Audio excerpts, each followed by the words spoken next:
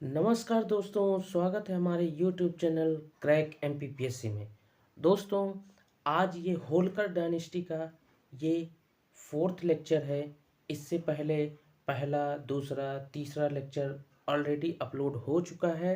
अगर आप वो नहीं देखे हैं तो उसको प्लेलिस्ट में जाके ज़रूर देख लीजिएगा। ठीक, तो चलिए फिर शुरू करते हैं आज का 4th लेक्चर। ठीक, हमने कहाँ तक कवर कर लिया था? होलकर डायनेस्टी में शिवाजी राव होलकर तक कवर कर लिया था। ठीक, इसके आगे पढ़ने वाले हैं हम। ठीक, तो एक पॉइंट इनमें था शिवाजी राव होलकर में सिर्फ created tax free market in Indore, मतलब ये टैक्स फ्री कर दिए थे। जो 1/4 का टैक्स लगता था ये फ्री कर दिए थे। ठीक, तो टैक्स फ्री मार्केट अब चालू हो गया था। ठीक, अब इससे ज़्यादा इनकी कहानी नहीं मिलते। तो फिर अगले जो रोल में आते हैं तुकोजीराव होलकर थर्ड आते हैं। ठीक है दोस्तों, तुकोजीराव होलकर थर्ड, तो इनके बारे में ज़्यादा जानकारी नहीं मिलती है, तो इनका सिर्फ नाम याद रखना कि ये क्रम में रहे हैं राजाओं के। ठीक, फिर अगले आते हैं यशवंत राव होलकर सेकंड, तो इनके बारे में जानकारी जरूर मिलती है दोस्तों, यशवंत राव होलकर। ठीक, तो इनका जन्म जो हुआ था इंदौर की लाल कोठी में हुआ था। ठीक है दोस्तों, लाल कोठी अगर आप गए हो घूमने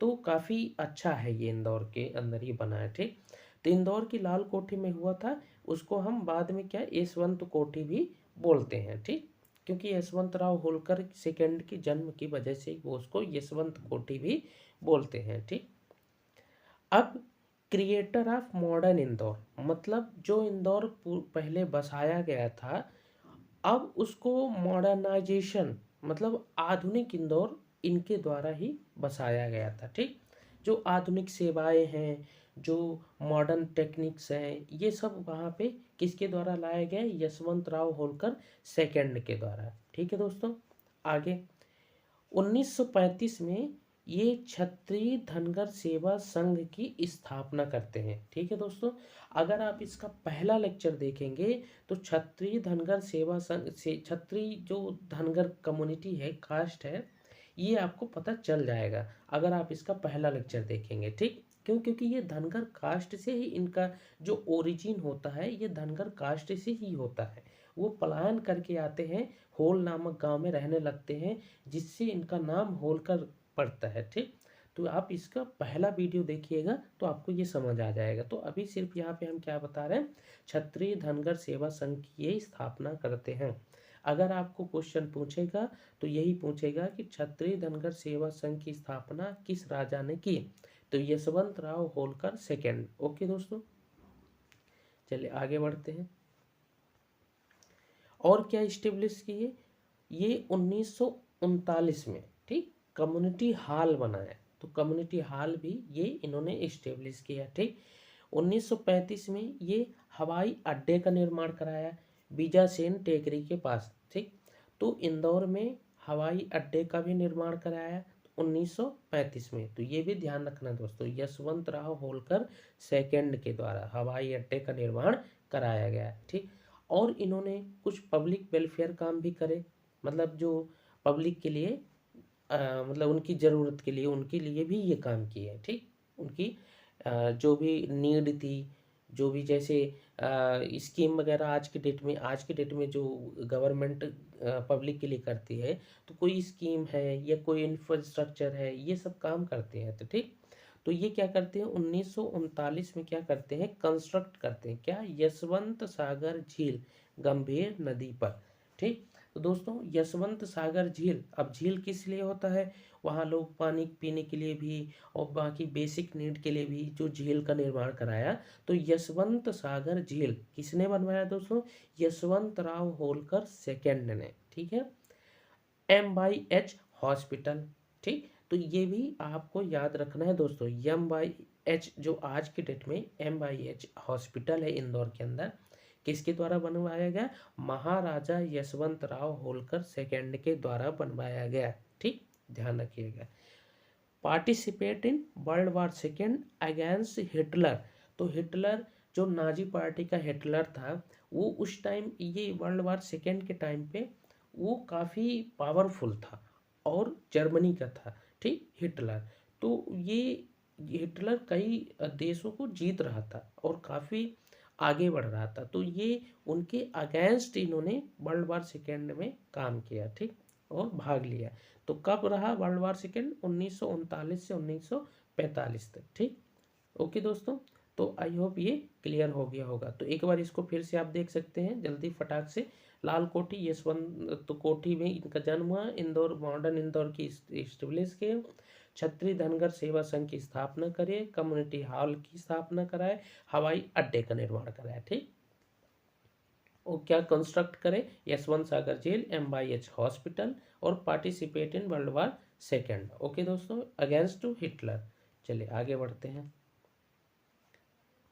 फिर ये contribution in the field of sports, ये पहले ऐसे राजा हैं जो फील्ड वो स्पोर्ट्स के फील्ड में इन्होंने कुछ कंट्रीब्यूट किए, मतलब कुछ कंस्ट्रक्ट कराए। आप देखते हैं क्या कंस्ट्रक्ट कराते हैं, ठीक है दोस्तों।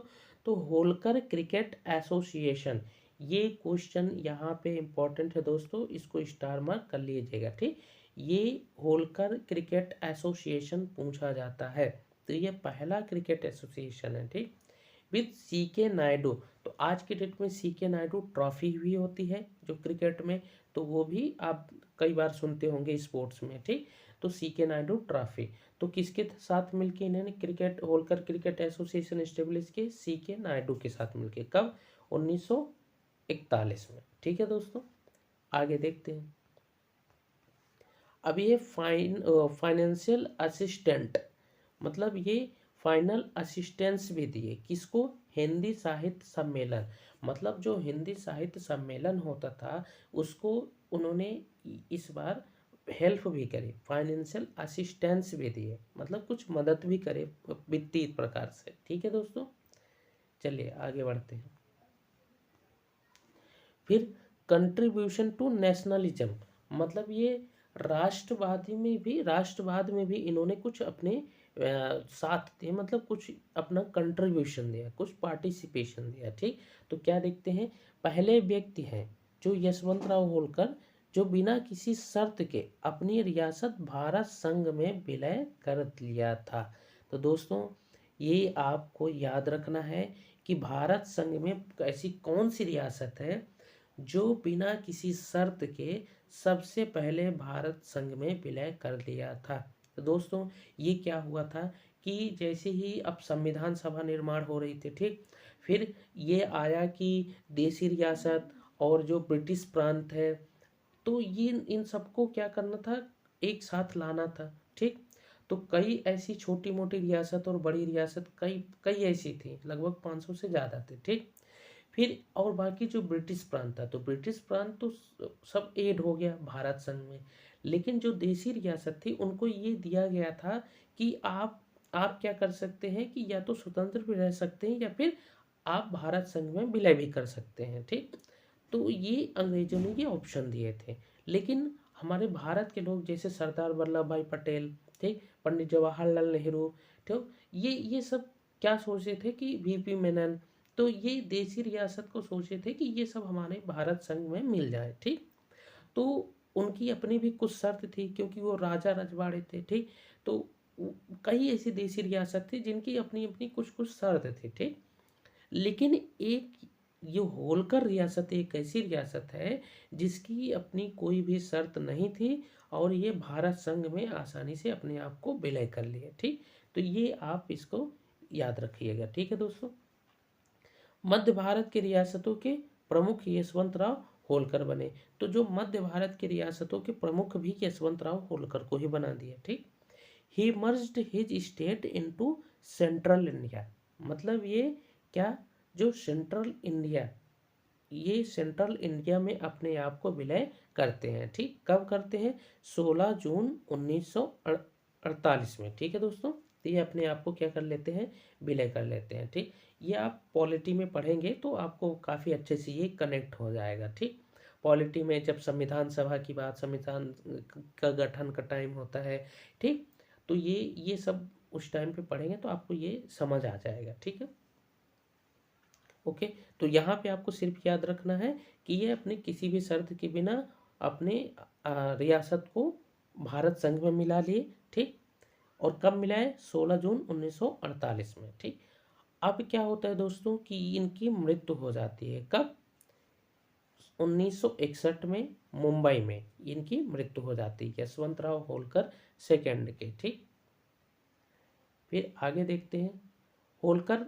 अब होलकर जो रियासत है उसका स्थापत्य कला देखते हैं, ठीक। आर्ट एंड कल्चर, क्या कैसे आर्किटेक्चर था, ठीक। तो पहले देखते हैं कि आपने काफ़ी सुना होगा कि छतरी वगैरह बनते थे, ठीक। जैसे जिनकी मृत्यु हो जाती थी फिर उनकी समाधि थी, फिर उन समाधि में कुछ ऐसा बनवाते थे स्ट्रक्चर टाइप का। तो ये होलकर के स्थापत्य में उसको हम छतरी बोलते हैं, ठीक। और अन्य स्थापत्य में जैसे फोर्ट्स मतलब किले, टेम्पल्स मंदिर, पैलेस मतलब महल वगैरह, ठीक। तो इसको अपन अब देखते हैं, ठीक। तो कुछ छतरी देखते हैं, छतरियाँ कुछ बनी थी। हिंदू शासक सामान्यतः अपने मृत व्यक्तियों के लिए छतरी का निर्माण करते थे, जो अभी हमने बताया छतरी बनवाते थे, ठीक। अब क्या होता था कि छतरी का स्ट्रक्चर कैसे होता था, ठीक। तो ये क्वेश्चन में पूछ लिया जाता है दोस्तों, इसको ध्यान रखिएगा, ये मेंस में काफ़ी आता है, ठीक। कि छतरी का स्ट्रक्चर वगैरह ये आपको अभी अच्छे से क्लियर हो जाएगा, ठीक। तो विशेषताएं क्या थी? सबसे पहले जगती थी, जगती मतलब बेस, ठीक है दोस्तों, बेस होगा तभी तो फिर कुछ बनेगा उसमें, ठीक। बेस होता था, फिर पिलर होते थे, ठीक। अभी इसको अभी पिक्चर में भी दिखाएंगे, ठीक। फिर परकोटे थे, ठीक है, ध्यान रखना दोस्तों। फिर अर्ध मंडप था, ठीक। तो ये कुछ विशेषताएं थी उसकी। अब ये देखते हैं कि कैसे बनता था, ठीक। तो दोस्तों ये बेस है, सबसे पहले जो बेस बेस बना है, ठीक। फिर इसके बाद इसके ये पिलर बनते हैं, ठीक। आपने इमेज में देखा भी होगा, ठीक। फिर ये जो बन रहा है ये दोस्तों आपने ऐसे स्ट्रक्चर अपने घरों पे भी लोग बनाते हैं, ठीक। तो ये क्या, इसको क्या बोलते हैं? परकोटे। तो बेस हो गया यानी जगती, और ये 4 पिलर, फिर परकोटे, ओके। फिर ये जो इस तरह से मंडप टाइप का बनता था ये इसको हम अर्ध मंडप बोलते हैं, ठीक है दोस्तों, क्या बोलते हैं? अर्ध मंडप, ठीक। और ये ऊपर ये गुम्बद टाइप की एक स्ट्रक्चर होता था, ठीक। तो आई होप दोस्तों ये आपको छतरी की विशेषताएं क्लियर हो गई होगी, ठीक। फिर आगे देखते हैं। अब होलकर कालीन प्रमुख क्षत्रिय हैं, ठीक। ये क्वेश्चन पूछा जाता है कि जैसे किसी भी राजा का नाम और उसको पूछ लेता है ये छतरी कहाँ है, ठीक। तो इसको आप याद रखिएगा, ये भी आप नोट डाउन कर लें, ये इम्पोर्टेंट यहाँ पे टेबल है, ठीक। तो छतरी बाग इंदौर, छतरी बाग इंदौर में है, ठीक। अब देखते हैं दोस्तों जो राजाओं की छतरी है, ठीक। तो मल्हार राव होलकर की छतरी आलमपुर, ये आप पिछले के लेक्चर में आप इसको समझ भी पाएंगे अगर प्लेलिस्ट से आप उसको देख लेंगे, ठीक। तो मल्हार राव होलकर की छतरी कहाँ है दोस्तों? आलमपुर में। आलमपुर में क्या है, उनकी मृत्यु हुई थी इसीलिए उनकी छतरी वहाँ पे बनवा दी गई थी, ठीक। और कृष्णाबाई होलकर की छतरी इंदौर में, अहिल्याबाई होलकर महेश्वर में, मुक्ताबाई ये भी महेश्वर में, ठीक। ये दोस्तों अहिल्याबाई की पुत्री थी मुक्ताबाई, ठीक। तो महेश्वर में ही।